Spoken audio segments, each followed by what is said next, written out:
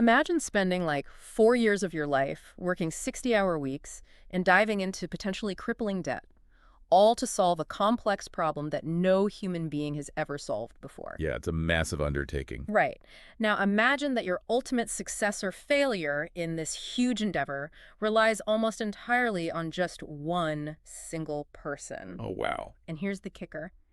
Statistically speaking, this person has absolutely no formal training in how to actually manage you. Welcome to the modern PhD. It really is a staggering reality when you frame it exactly like that. I mean, in almost any other industry, a project of that magnitude would have, layers of oversight. Totally. You'd have management training, HR protocols, the works.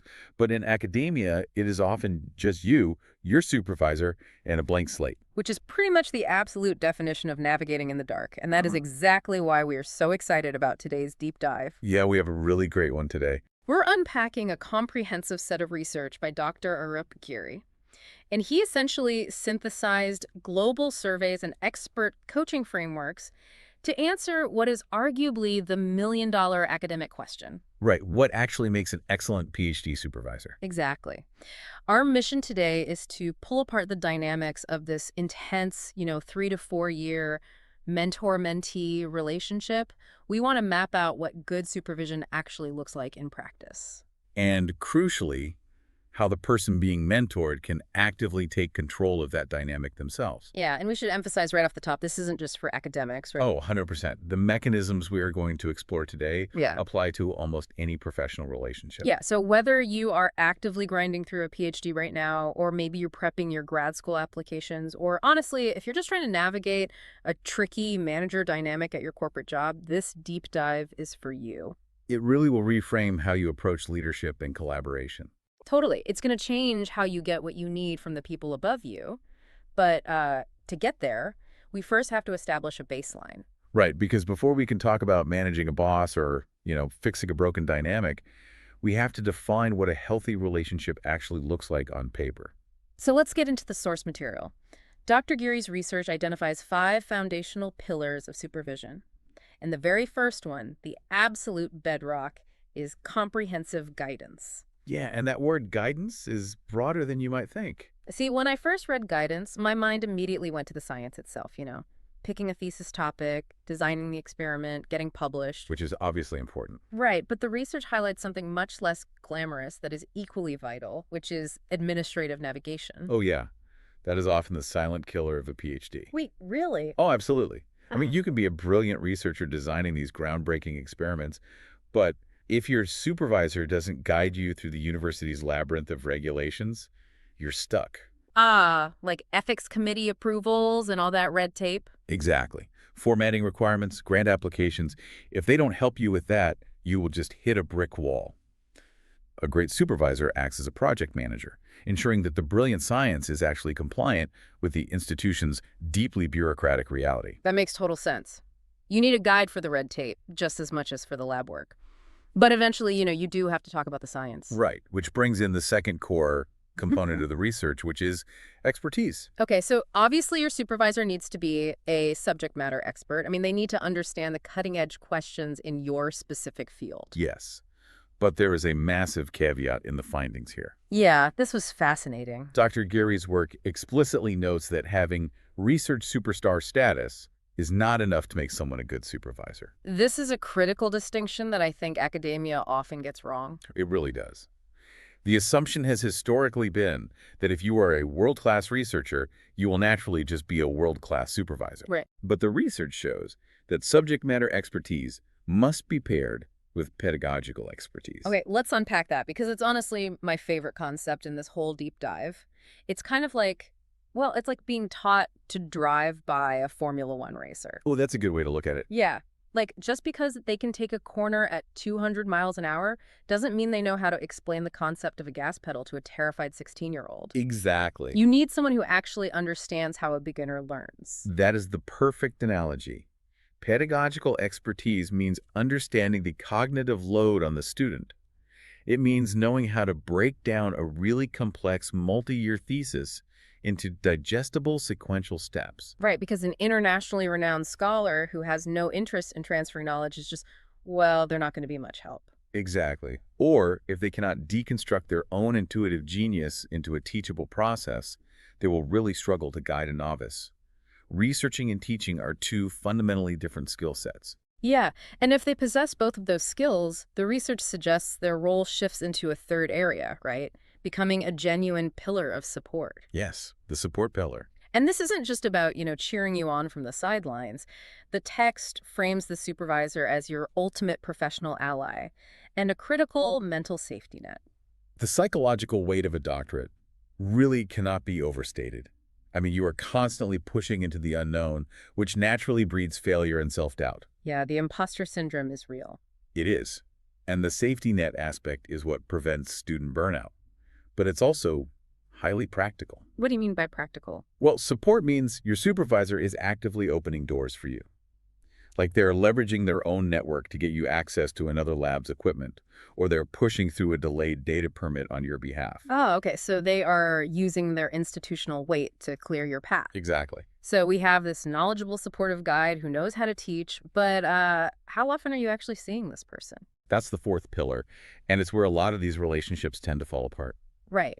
Which brings us to the necessity of regular, structured interaction.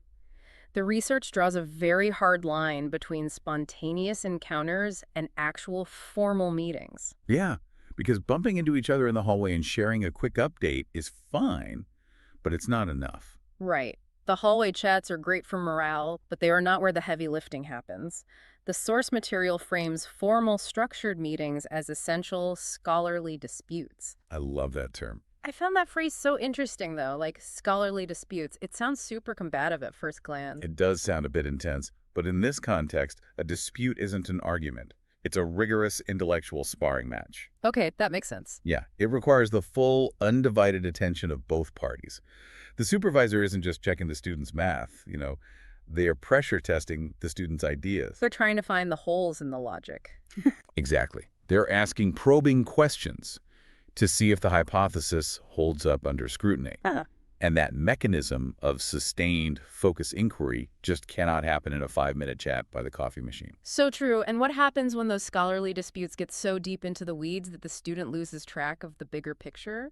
Because, a PhD is essentially a ticking clock. And that leads directly to the final pillar, which is advice on progress.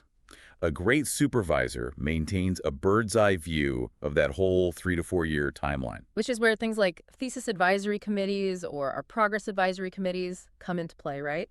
The research highlights these as vital tools. They're totally crucial because they force a reality check. We've all heard horror stories of students who spend 3 years going down a rabbit hole, Oh, yeah. only to realize months before their deadline that they just don't have enough viable data for a thesis. Resulting in massive panicked rewrites. Exactly. So regular progress meetings serve as a forced snapshot.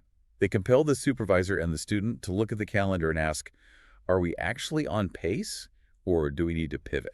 Okay, so that gives us a really solid blueprint of what a functioning relationship looks like. We need guidance through the red tape, a balance of scientific and teaching expertise, practical support, dedicated intellectual sparring, and rigorous timeline management. It's a lot of ingredients. Yeah, but having the ingredients is very different from knowing how to bake the cake. Right. Which brings us to a major cultural shift happening in modern academia regarding the actual style of supervision. The text highlights a transition championed by Dr. Loic Yengo. Yes, moving from a model of managing to a model of advising. It seems like a pretty profound shift in daily operations. It really is. Yeah. The traditional model was highly hierarchical. The boss hands down instructions, and the subordinate just executes them. Classic command and control. Exactly. But the modern advising model requires the supervisor to act simultaneously as a coach and a mentor. So how does that play out in the lab? Well, as a mentor, they model professional integrity and share their own career experiences. But as a coach, their primary mechanism isn't just giving answers. It's asking the right questions so the student discovers the solution themselves. Wow. The ultimate goal, according to the research, is to treat the candidate as a collaborative partner, a junior colleague, basically. Right. You share an equal drive to solve the research question. Which completely changes the tone of the laboratory. But to achieve that, the supervisor has to actively construct a culture that welcomes mistakes, don't they? They do. Because if feedback is delivered as a definitive personal judgment, the student will just freeze up. Yeah, they'll be terrified to try anything new. Exactly. Feedback has to be positioned as a continuous, emotionally neutral part of the scientific method itself. Okay, here is where it gets really interesting, but I do have to play devil's advocate for a minute. Go for it. Treating a brand new first-year PhD student as a junior colleague sounds incredibly empowering on paper. But isn't there a massive, terrifying power imbalance in reality? Oh, absolutely. Right? Like, if I am a novice walking into a room with a renowned expert who controls my funding and my entire future, how do I actually step into a collaborative role without feeling like a complete imposter? It's probably the most common hurdle in graduate school. And the research addresses this by placing the initial burden entirely on the environment the supervisor creates. Interesting. Yeah, a novice can only step into that junior colleague role if the supervisor actively dismantles the fear of failure. Because students naturally hide their failures, right? Totally. A highly counterproductive habit among new students is feeling like they must solve every single roadblock before they are, quote-unquote, worthy of speaking to their advisor. Okay, but let's be real here. If I'm 22 years old and my supervisor literally wrote the textbook on my field, even if they are the nicest, most welcoming person on earth, I am going to be terrified to walk into their office and say, "Hey, I broke the centrifuge and my data makes absolutely no sense." The intimidation factor is just baked into the hierarchy. You're touching on a very real psychological barrier. And this is where the nature of cutting-edge research actually provides the solution. How A so? great equalizer in a PhD is the shared ignorance of the frontier. Oh, I like that. Shared ignorance. Right. The supervisor might have written the textbook on the past 20 years of the field, but they do not know the answer to the specific question the student is researching today. Because nobody does. Exactly. No one does. When the supervisor openly acknowledges, hey, I don't know the answer either, let's figure it out together, it instantly flattens the hierarchy. That is so smart. It shifts the dynamic from a teacher testing a student to two colleagues facing a shared unknown. That is a phenomenal way to look at it. The shared ignorance is the bridge. Yes. But that also requires the student to actually walk across that bridge, right? This dynamic doesn't just materialize out of thin air because the supervisor is enlightened. No, it takes work from both sides. Right. The mentee has an immense amount of influence here. And that leads us to the second half of today's deep dive, which is the concept of managing up. This is such a crucial concept. The script provides a framework from academic coach Dr. Vicki Burns, featuring 5 practical tips for students to take active ownership of this relationship. And this is where the power dynamic truly shifts. Yeah. Because waiting around for a perfect supervisor is just a recipe for disappointment. Which perfectly sets up the very first tip, right? Yeah. Define your expectations explicitly. Yes. The research points out that students often fall into the trap of wanting a unicorn supervisor. I'm a unicorn, exactly. Like they want one single person to be a globally recognized, globe-trotting genius who is also an instantly available, comforting best friend who, provides line-by-line feedback on their writing within 24 hours. And when you lay it out like that, it's obviously impossible. Totally impossible. You are setting them up to fail.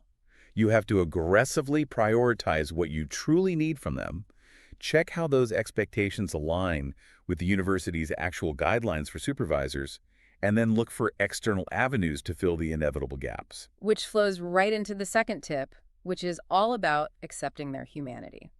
And by that, the coaching framework basically means leveraging their actual strengths rather than constantly banging your head against the wall of their weaknesses. We see this constantly. Let's say your supervisor is incredibly charismatic, deeply well-connected in the industry, but they are just fundamentally disorganized and terrible at providing detailed day-to-day writing feedback. Right. And the instinct is to just get angry about the lack of feedback. Precisely.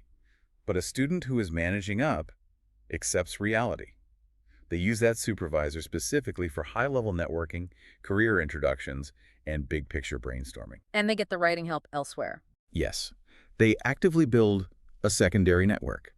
Maybe it's postdocs in the lab, or peers in a writing group, and they use them to handle the granular proofreading. You maximize what the supervisor is actually good at.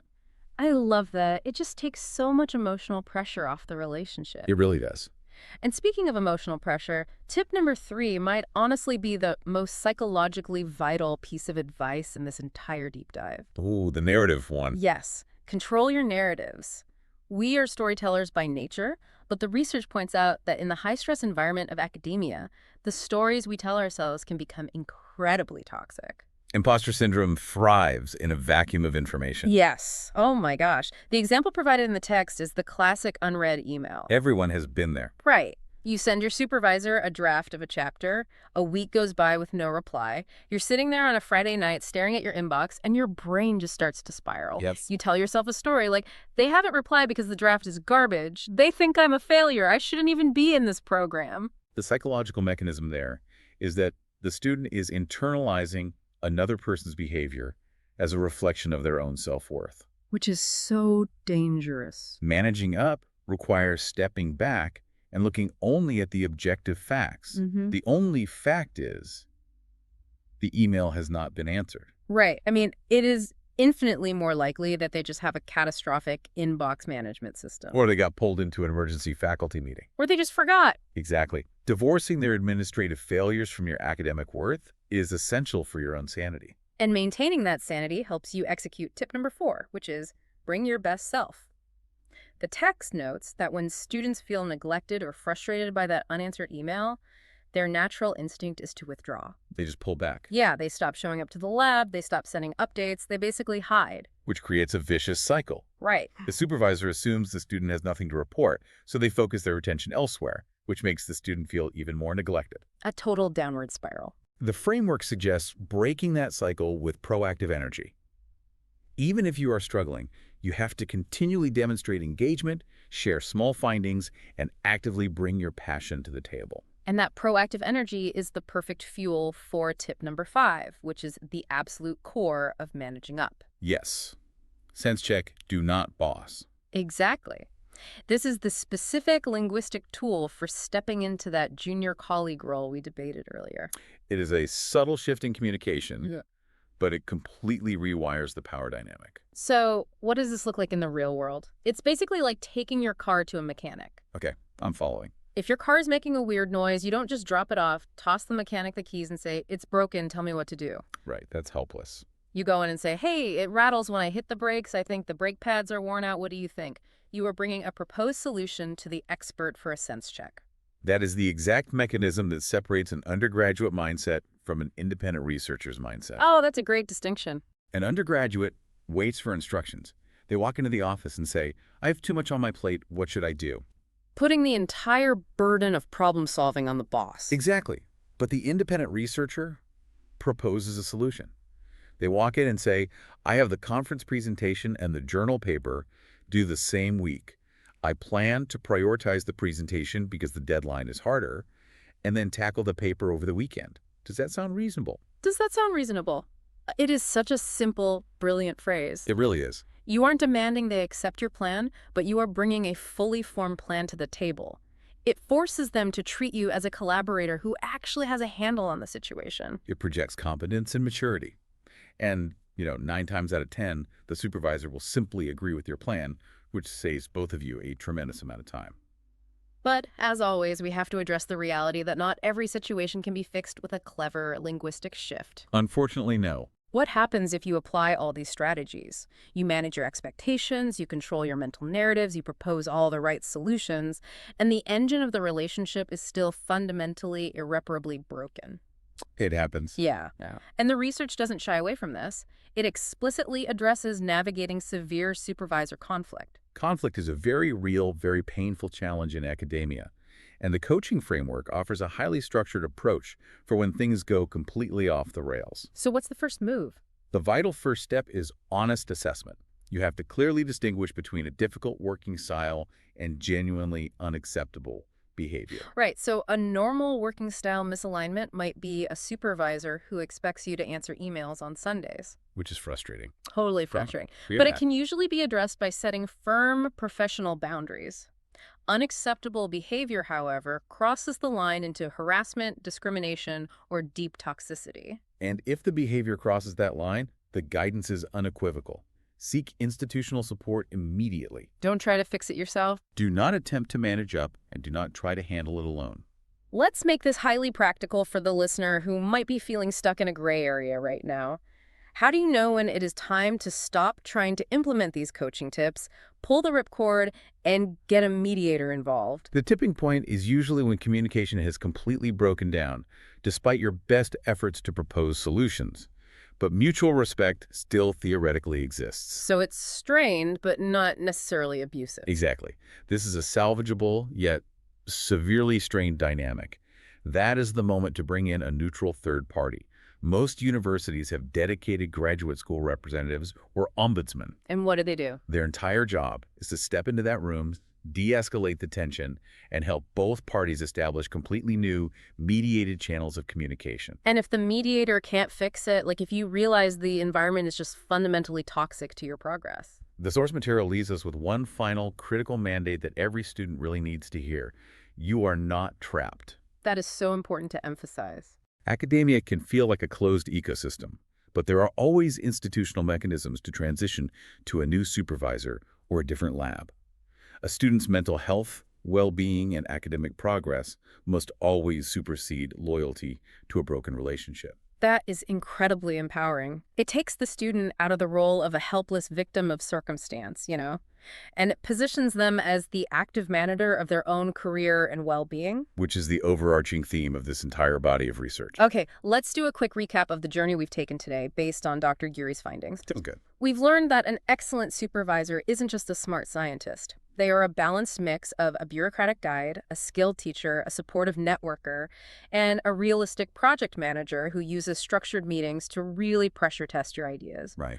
But the real secret, the massive takeaway here, is that the mentee holds the keys to unlocking this dynamic. By managing your own expectations, leveraging your boss's actual human strengths rather than their flaws, controlling your internal narratives, and stepping into the room with proposed solutions for a sense check, you fundamentally transform the relationship. You shift from being a passenger on the journey to being the navigator. And I want to remind you, listening right now, that this isn't just theory for PhD students. You can take that sense check mindset and apply it tomorrow morning with any boss, manager, or mentor in your life. It works everywhere. Totally. Stop asking them what to do. Bring them a solution, lay it out, and ask, does this sound reasonable? Just watch how quickly their perception of you changes. It is a universally powerful tool for career advancement. 100%. But before we wrap up today, I do want to leave you with one final, slightly provocative thought that builds on everything we've unpacked here. Oh, I'm ready. We discussed earlier that being a research superstar is not enough if a supervisor lacks the pedagogical skills to teach. Right. The Formula One racer analogy. Yeah, exactly. But consider the broader landscape. As modern academia increasingly pressures professors to publish or perish, forcing them to chase that superstar status just to secure funding for their labs. Oh, I see where you're going with this. Are institutions accidentally designing a system that actively penalizes the exact type of deeply attentive, time-consuming mentoring that a PhD student actually needs to survive? Wow. That is a heavy, vital question to ponder. It really makes you rethink the incentive structures of the entire academic world. It does make you wonder. Well, that brings us right back to those blank blueprints we talked about at the start of the deep dive.